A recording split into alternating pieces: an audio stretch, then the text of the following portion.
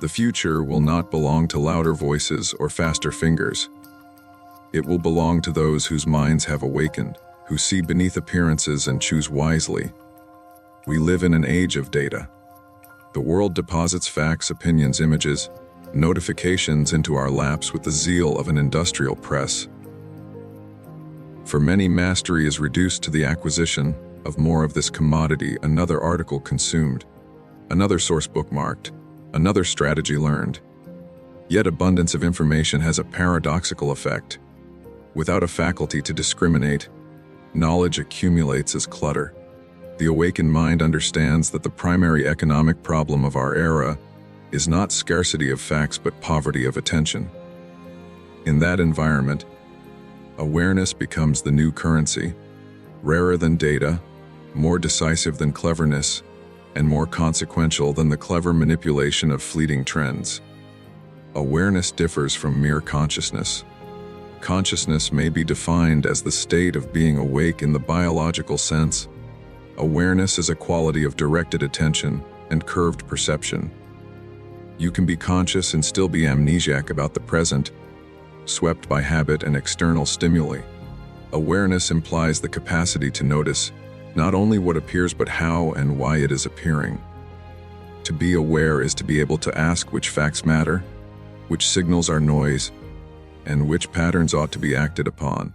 It is the faculty that discerns signal in a sea of static and chooses wisely because it sees the texture of the field rather than only its surface. Why does this matter for the future? Systems, social, technological, ecological, respond to focused intent more than to scattered effort. A mind that is awake perceives the leverage points that cause cascading effects. Consider a leader who notices not only market metrics, but the moral tenor of their team. An engineer who senses not only performance but emergent risk. A parent who reads not only behavior, but the invisible pressure on a child's heart.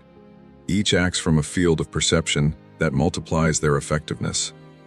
This is not mysticism, it is applied acuity. Awareness functions like a lens that concentrates diffuse energy into consequential action. Awareness also protects against manipulation.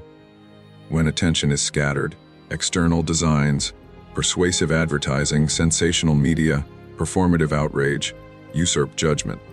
The awake person recognizes the architecture of influence and refuses to be reflexively enrolled. This refusal is an economic act. Every automated reaction spends a unit of attention. Every deliberate choice invests it. Awareness turns this economy into a stewardship rather than a squandering. Cultivating awareness requires method. It is not an indulgent retreat, but a disciplined practice. Begin by mapping your attention budget. Record where your focus goes in a typical day: meetings, feeds, obligations, anxieties. Locate the drains. Then design small reallocations, blocks of undistracted attention for deep work, moments of undivided presence with people you value, and practices of deliberate noticing. A breath, an unhurried step, the naming of an emotion. These micro-transactions compound. Over weeks, the quality of discernment sharpens. You perceive relationships and contexts previously invisible. Important also is the cultivation of a reflective margin, regular pauses that interrupt the velocity of life and allow you to rescale the day. A single 15-minute evening review. What mattered, what distracted, what you learned, shifts the pattern from mindless momentum to informed iteration. Awareness, like any competence, is trained through feedback loops. Finally, awareness is bound to ethics. Where attention goes, energy follows, and consequences accrue. The awakened mind learns not only to choose leverage, but to select ends that sustain rather than deplete. This moral orientation differentiates mere efficiency from wise stewardship. The future, therefore, belongs to those who marshal their attention toward durable goods, relationships, ecosystems, creative capacities, and institutions that can endure. In a world of surplus information, the rarest asset is the mind that sees below the surface. Cultivate it. Spend your attention like capital, and you will plant a future that remembers what is essential. So much of human living is performed on a script written by others' cultural assumptions, inherited rhythms, market demands. Habit saves us from constant decision-making. It also anesthetizes the spirit. To be awake is to refuse the easy currency of automaticity and to reintroduce the economy of choice into ordinary acts. Presence is not merely a spiritual phrase, it is a practical technology for reorienting life from reaction to response. The future-minded person refuses to be a commuter within their own life. The habit of sleepwalking is subtle. It arrives as efficiency. We perform repetitive acts quickly. We respond with preformed lines, and we adopt moods as social defaults. Efficiency multiplies, but so does disconnection. Small adaptations become identity, and identity ossifies into limiting story. The remedy is not the elimination of habit. Habits preserve cognitive space, but a recalibration of which habits govern. Replace automatic reactions with chosen rituals that preserve energy while retaining meaning. Presence begins with a daily commitment to interrupt autopilot. Choose small thresholds in your day as markers. First step from bed, first sip of coffee, first meeting, and transform them into mindful gateways. For example, when you put your feet on the floor, notice the point of contact, the sensation of weight, and name one intention for the day.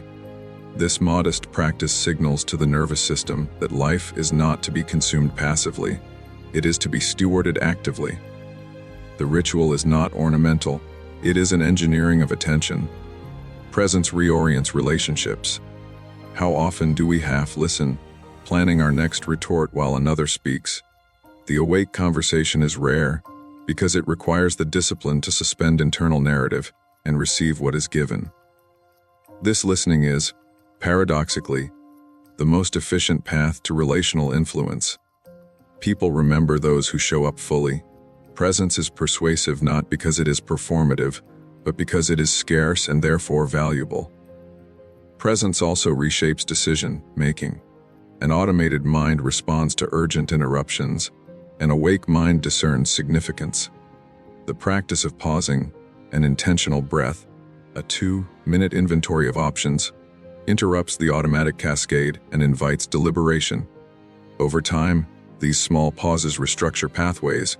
Instead of compulsive reaction, you cultivate a rhythm of measured engagement. The cultural muscle for presence is weak because attention is constantly monetized. Markets convert distraction into profit. Social platforms compete for the currency of your gaze. The future-minded individual builds infrastructure to defend their attention, scheduled solitude, device-free hours, protected blocks for deep work. This is not technophobia. It is intentional architecture of the life you want to inhabit. Finally, presence is also a moral and creative posture.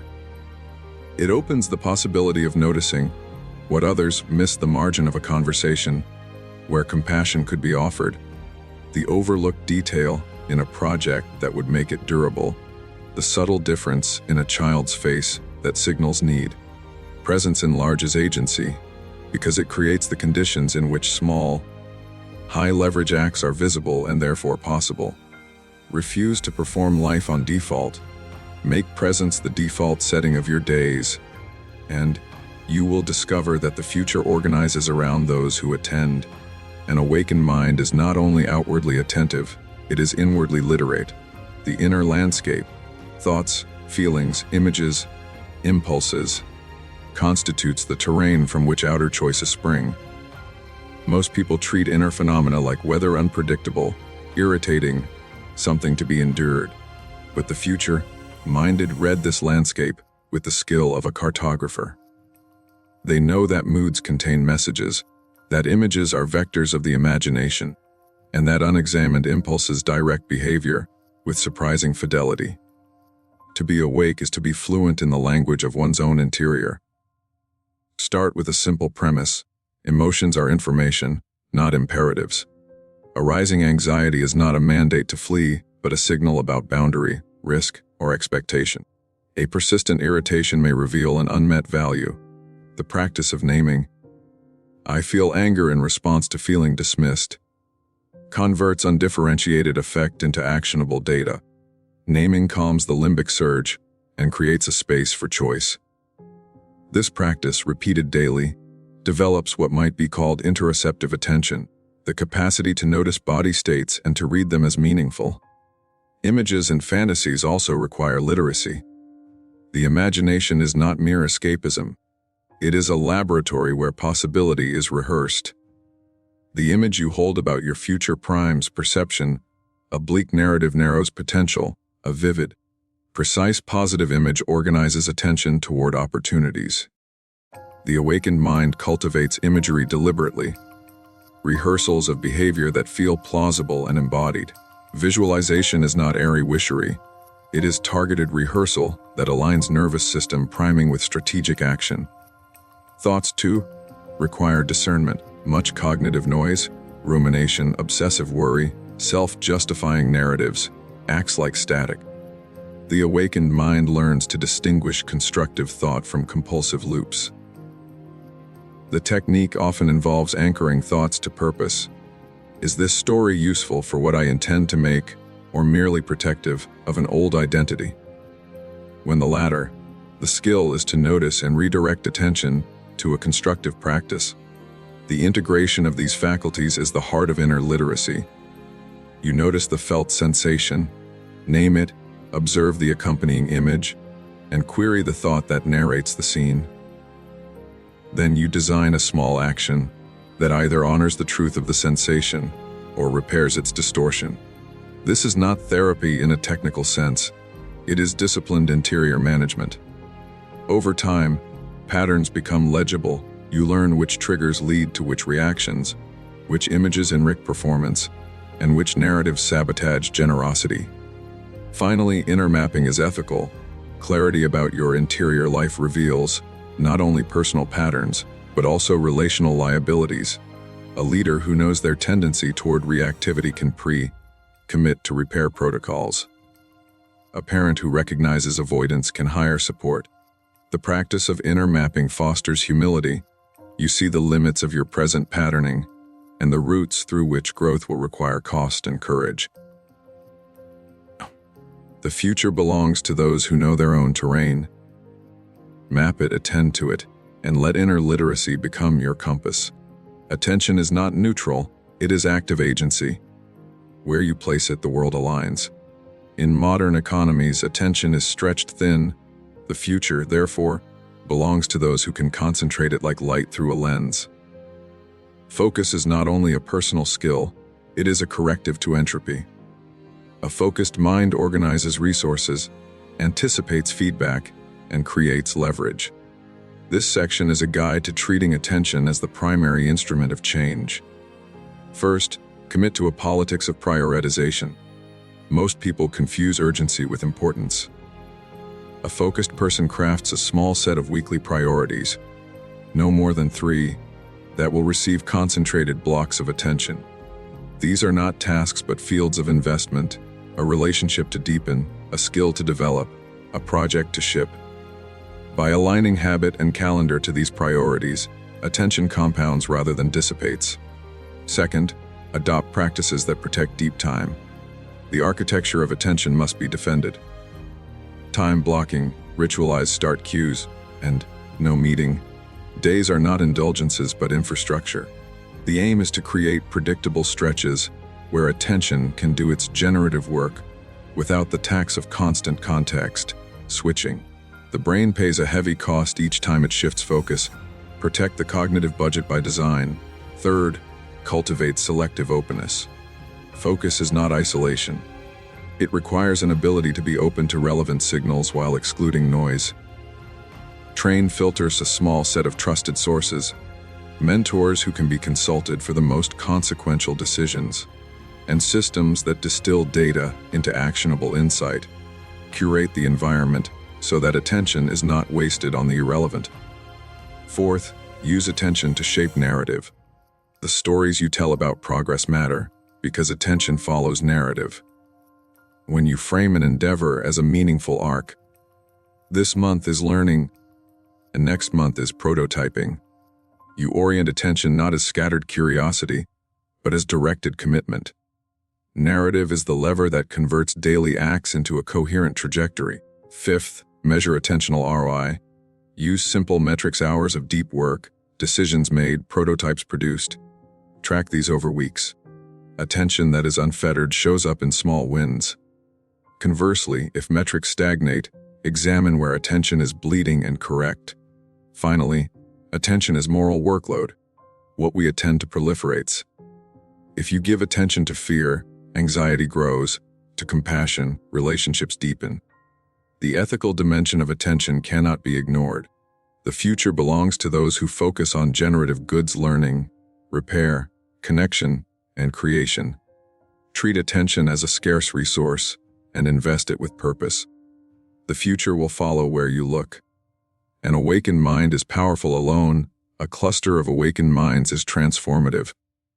The processes of attention, presence, and interior literacy scale when people practice together. Culture is not merely a background. It is a set of patterns reproduced through relationships. When a minority organizes around depth and integrity, it changes the expectations and constraints of institutions, companies, communities, and families. This is how micro practices become macro shifts. First, cultivate intentional networks. Choose companions who prize depth over spectacle. Small groups, books clubs that actually read, practice circles that hold one another accountable, mentoring dyads. Create social ecosystems where attention is honored and habits are reinforced. The social contagion of presence is powerful, because relationships are where habits either calcify or dissolve. Second, practice shared rituals. Rituals stabilize culture. A team that begins meetings with a moment of centering. A company that requires regular deep work days. A family that holds weekly check-ins. All these practices alter the rhythm of interaction. Rituals make the invisible visible and turn private discipline into communal expectation. Over time, these practices reshape norms and lower the social cost of inner work. Third, model repair publicly. Awakened communities display honesty about failure and mechanisms for reparation. When leaders openly correct course, apologize, and make amends, they set a pattern that reduces performative posturing and encourages authenticity. Culture is robust when mistakes are treated as data rather than identity. Fourth, build institutions that formalize depth: schools that teach attention, workplaces that value rest and deep focus, civic groups that prioritize long-term thinking. As such institutions change incentives so that awakening is no longer an oddity but a functional asset. Fifth, leverage influence ethically. The newly awakened often gain influence because steadiness attracts trust. Use that influence to create infrastructures for others to practice. Sponsoring retreats, funding small grants for deep work projects, mentoring younger practitioners. The ethical use of influence multiplies the effect. Finally, expect resistance. Systems adaptive to short-term attention will resist depth. The awakened must therefore be strategic, work within some systems to protect their practice, withdraw from others, and build parallel structures when necessary. This is cultural engineering: iterative, patient, and committed to endurance. Small groups attending to depth can bend institutions toward wisdom. The future is social. Practice it with others. To say the future belongs to the awakened mind is to issue a call to practice. Awakening is not an occasional insight, but a way of life.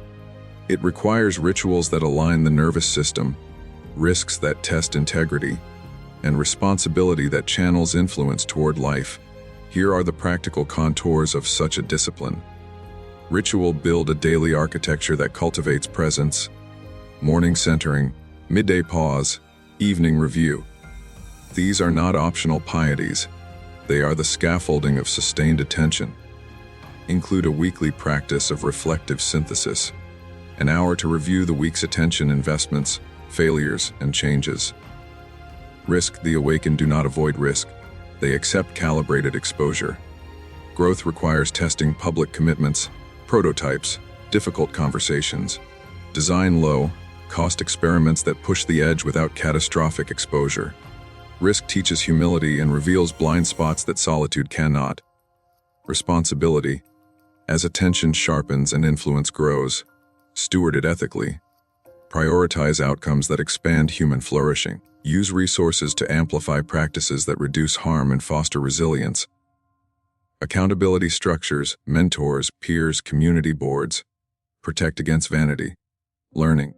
Commit to a lifelong curriculum, reading deeply, dialogue with wise interlocutors, apprenticeship, and periodic retreats.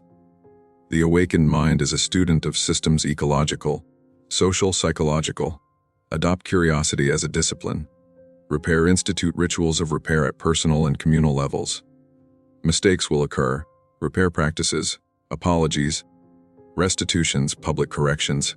Keep culture malleable and humane. Legacy. Think in decades. The awakened person builds not for immediate acclaim, but for durable institutions, practices, and relationships. The future belongs to those who invest now in soil that will nourish many harvests. The future bends to those who have trained their attention, disciplined their presence, and chosen responsibility. Awaken your mind, and you will not only inherit the future, you will shape it with wisdom.